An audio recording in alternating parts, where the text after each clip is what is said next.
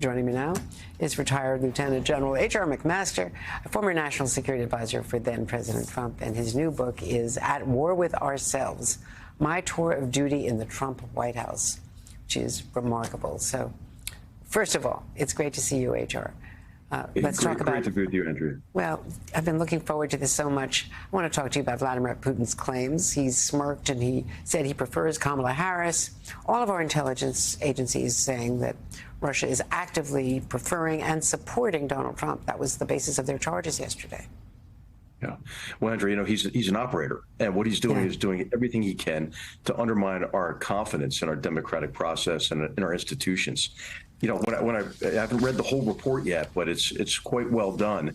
You know, what I think, though, Andrea, this is a setup, right? It's a setup. I really don't think that Vladimir Putin cares who wins our elections as long as large numbers of Americans doubt the legitimacy of the result. So I think what we all can do is not fall for it this time. I mean, we know what his playbook is. They get more and more adept at it. And I think that, you know, his statement yesterday, you know, the activities of the GRU and the SVR and these intelligence organizations that are running this influence campaign, really what they want to do is erode our common identity as Americans, pit us against each other, and reduce our confidence in who we are and in our institutions.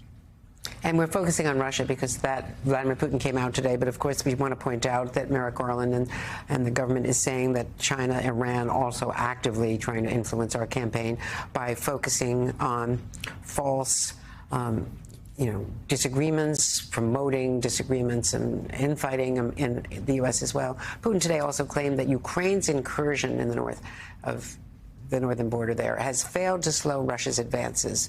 Was that incursion a mistake, given that Russia has retaliated big time?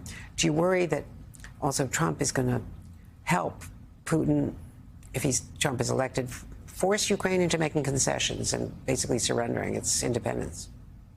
Audra, I'm concerned about sustained support for Ukraine. I think it was a good decision to make the incursion and to get out, you know, from under the electromagnetic warfare and air defense umbrella, so that the Ukrainians could strike, you know, at some of these long range assets that they were being bombarded with impunity.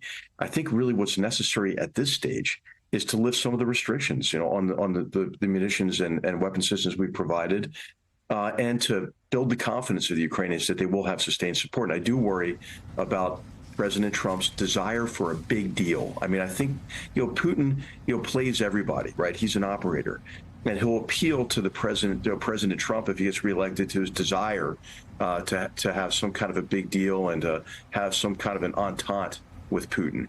But, you know, Putin is determined. He's determined to drag everybody else down under the theory that he can be sort of the last man standing and can restore Russia to national greatness.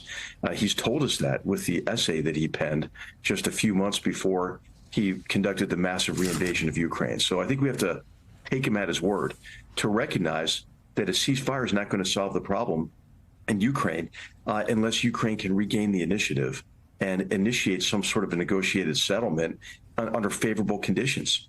I mean, I think what we've seen is Putin has decided, hey, he can't have all Ukraine thanks to the valor and the sacrifices of the Ukrainians. But he's decided, well, you know, if I can't have Ukraine, Ukraine can't have Ukraine either. And we're going to see this continued onslaught until Ukraine's allowed to not only shoot down the arrows that are coming at them in the form of these glide bombs and missiles, but also have the opportunity to kill the archer on the other end with some of these longer range systems. And of course, Putin, we should point out to anyone who doesn't know that, is former KGB, the predecessor of the FSB. So he was an intelligence guy for his whole career in East Germany prominently. Turn to the war in Gaza quickly, because U.S. officials, the Israeli defense minister, the spy agencies, they're all clearly frustrated. The Prime Minister Netanyahu, they say, is raising so many obstacles that there can't be a ceasefire, there can't be a hostage release.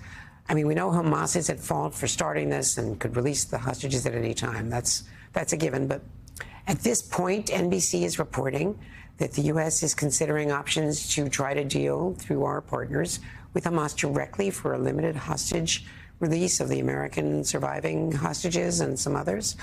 Is that smart right now, given that our ally the Israeli prime minister is ignoring his people, his defense minister, and everyone else, and refuses to concede.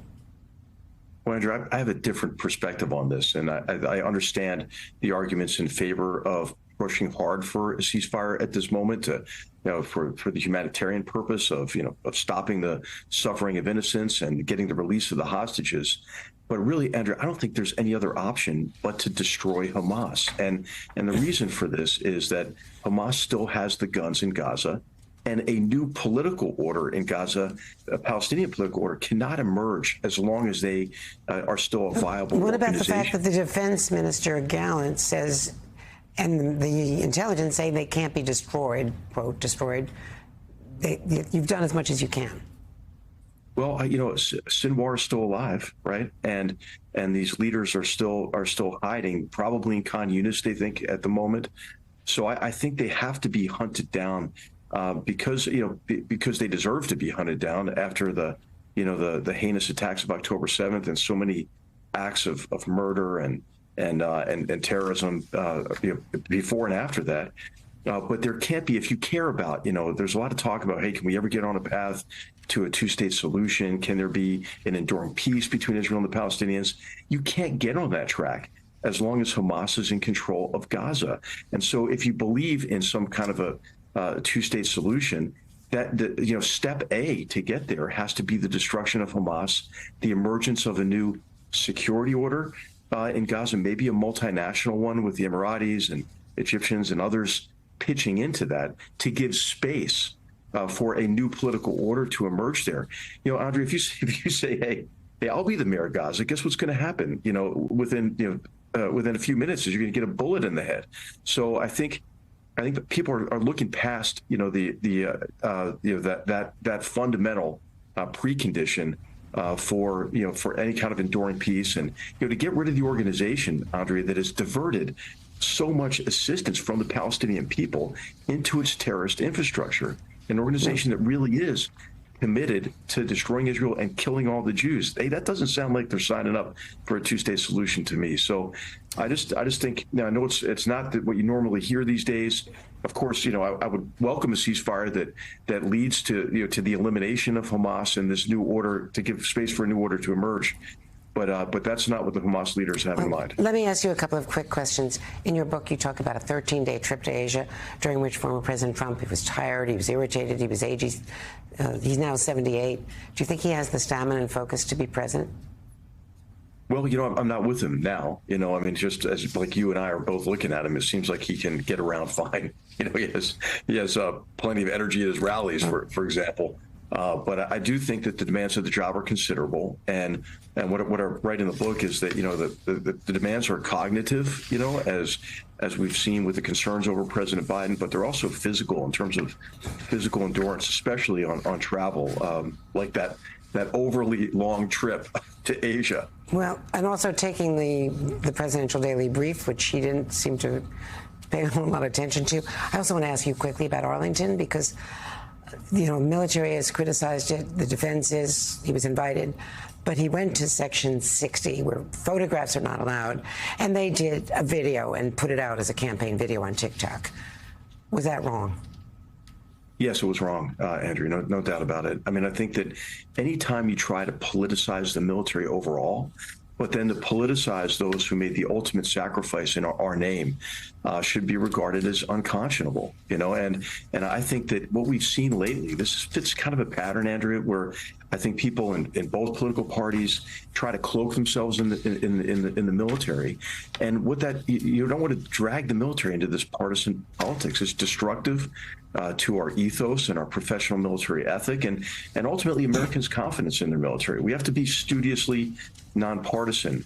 Andrea, I remember back to, I think it was April of 2021, when President Biden went to Area 60 to announce the complete withdrawal from Afghanistan. And I thought, hey, how can he think that's a good idea? Standing among those who made the ultimate sacrifice, and then to say, hey, we're just going to withdraw from Afghanistan. So I think this is indicative for both President Trump and President Biden. There's a real disconnect between even our most senior political leaders and understanding. They don't understand really why America's warriors fight, why we serve. And so I think we need to maybe educate ourselves about the professional military ethic. And that is what you do in That War with Ourselves. It's a great book, retired General H.R. McMaster. Thank you so much. Andrew, you know you're in that book. Do you know you're in that book? I didn't name you, but do you know the scene in Mellon Auditorium when I saw you? So I want to thank you. Thank you. Thank you, sir.